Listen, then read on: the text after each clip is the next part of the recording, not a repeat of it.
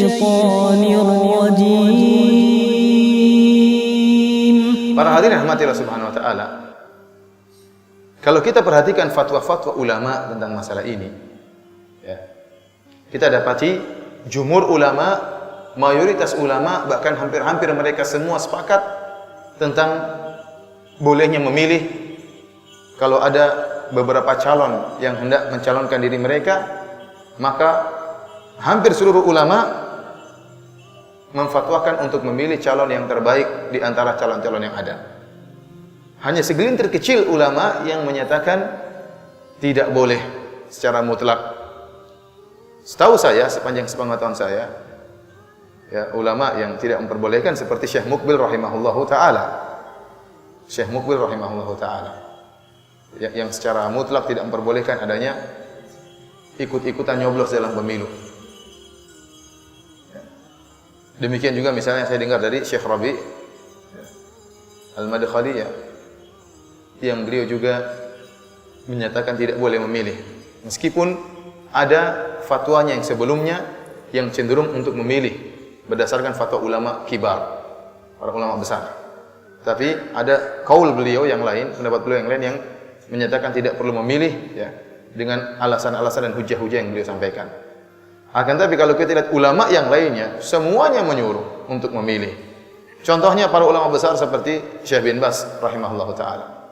Kemudian Syekh Ibnu Al-Utsaimin rahimahullahu taala, Muhammad bin Shalih Al-Utsaimin.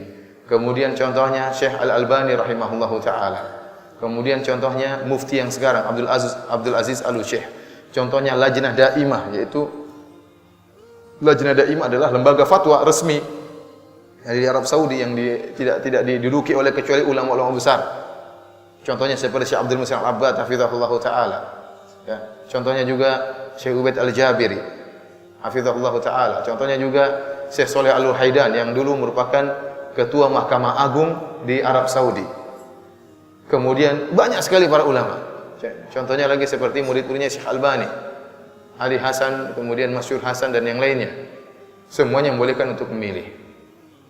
Apa hujah yang membolehkan memilih dan apa hujah yang mengatakan tidak boleh? Dari sini, sebelum saya menyampaikan hujah-hujah, maka sangat jelas bagi kita, ini masalah permasalahan khilafiyah dan ternyata mayoritas ulama menyatakan boleh untuk memilih. Hanya segelintir kecil yang menyatakan tidak boleh memilih. Terutama ulama-ulama yang masih hidup sekarang kebanyakan menyuruh memilih.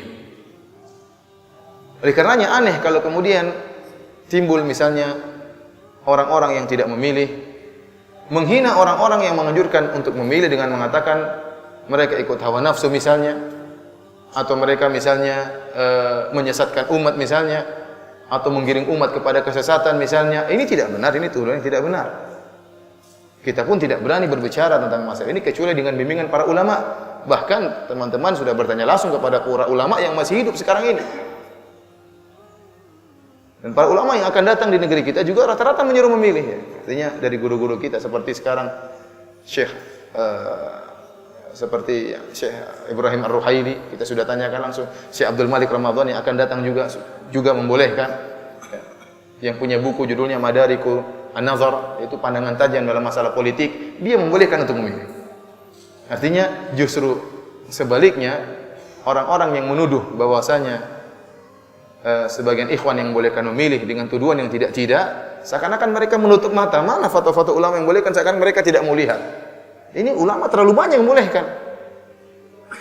Yang tidak membolehkan sebutkan berapa orang.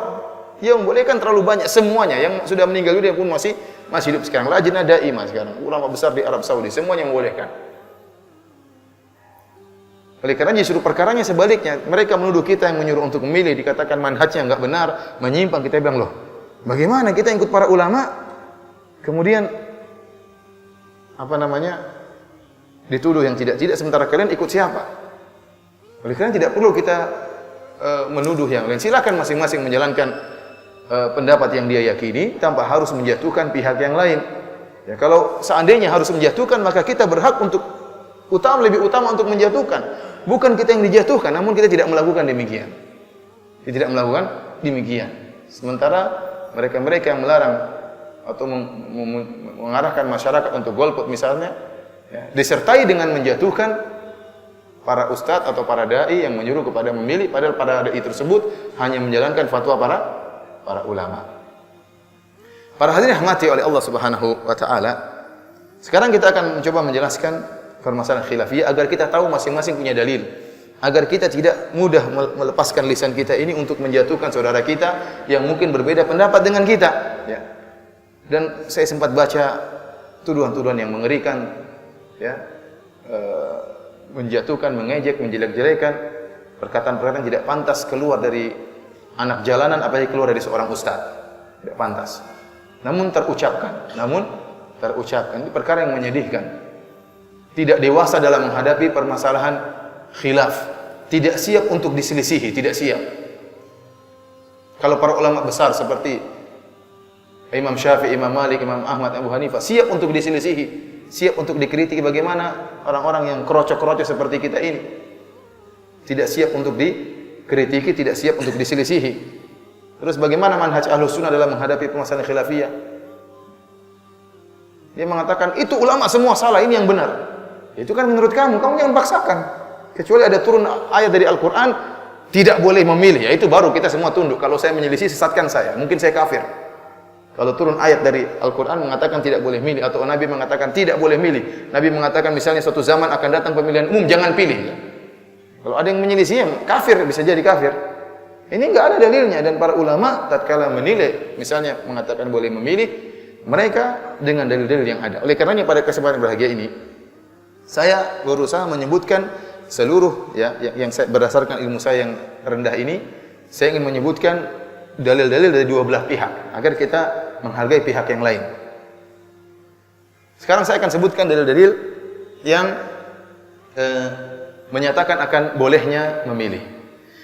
Kalau kita perhatikan perkataan para ulama seluruhnya, baik Syekh bin Baz rahimahullah, Syekh Ibnu Utsaimin rahimahullah, Syekh Al-Albani rahimahullah, seluruh para ulama yang sudah meninggal maupun masih hidup, Syekh Ibnu Al-Abbad hafizahullah taala, ulama besar di kota Madinah, ya. Gurunya para ustaz semua, rata-rata para ustaz belajar sama Syekh Abdul Muhsin Al-Abbad hafizahullah taala, bapaknya Syekh Abdul Razak hafizahullah taala. Semuanya menyebutkan kaidah yang masyhur dalam kaidah fikih, yaitu irtikabu akhafid dararain, yaitu menempuh kemudaratan yang paling ringan. Ini kaidah yang mereka sebutkan. Kenapa dibolehkan pemilu? Dalam rangka untuk menempuh kemudaratan yang paling ringan. Artinya apa? Demokrasi itu suatu kemudaratan, tetapi kita berusaha memilih kemudaratan yang paling ringan. Apa maksud kaidah ini? Maksud kaidah ini artinya ada dua kemudaratan yang datang kepada kita dan tidak bisa kita hindari. Tidak bisa kita hindari. Maka tatkala tidak bisa kita hindari kedua kemudaratan ini, maka kita milih kemudaratan yang paling ringan untuk menolak kemudaratan yang lebih besar. Itu maksud dari kaidah ini. Kaidah ini berbeda dengan kaidah ad-daruratu bihul mahzurat. Ada kaidah yang lain yang disebut dengan darurat menghalalkan yang haram. Contohnya Allah Subhanahu wa taala menyebut dalam Al-Qur'an illa ma turirtum alaih, kecuali yang kalian dalam kondisi darurat, ya. Faman iturra ghairu baghin wala 'adin fala itsma alaih. Barang siapa dalam keadaan darurat, maka boleh makan babi misalnya. Boleh makan babi, boleh makan bangkai yang haram, boleh. Allah menyebutkan kalau dalam keadaan darurat. Ini kaidah tersendiri. Artinya barang siapa yang tidak makan bangkai bakalan mati, maka dia boleh makan bangkai. Artinya dalam kondisi darurat, perkara yang haram bisa menjadi apa? Halal. Kalau dia tidak melakukan perkara yang haram tersebut, maka dia bisa binasa. Contohnya seperti tadi, seperti makan bangkai. Dia dalam keadaan lapar, ternyata tidak ada makanan kecuali bangkai, dan bangkai hukumnya haram, najis.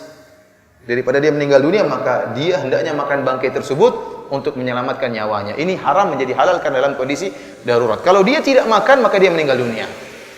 Contohnya seperti Ammar bin Yasir rahimahullah radhiyallahu anhu yang terpaksa untuk mengucapkan kalimat kufur. Kalau tidak, dia akan dibunuh oleh orang-orang musyrikin sebagaimana ayahnya dan ibunya dibunuh radhiyallahu taala anhum ajma'in. Ya. Maka Allah mengatakan illa man ukriha wa qalbuhu mutmainnun bil iman. Kecuali orang yang dipaksa akan tapi hatinya tenang dengan keimanan. Ini kaidah tersendiri yang disebut oleh para ulama dengan ad-daruratu bihul mahdzurat. Kedaruratan, kondisi darurat menghalalkan sesuatu yang haram. Ini berbeda dengan kaidah yang disebut oleh para ulama tatkala membolehkan pemilu. Kaedahnya lain, kaedahnya apa? Irtikabu akhafidh dhararain. Menempuh salah satu dari kedua mudaratan yang paling ringan, dua kemudaratan yang tidak mungkin dihindari, maka ditempuh. Ini tidak mesti dalam kondisi darurat, artinya tidak kita lakukan bakalan mati. Lain, tidak mesti dalam kondisi darurat, artinya kalau tidak kerjakan maka kita bakalan mati. Bukan, itu kaidah yang pertama. Kaidah yang kedua lain lagi.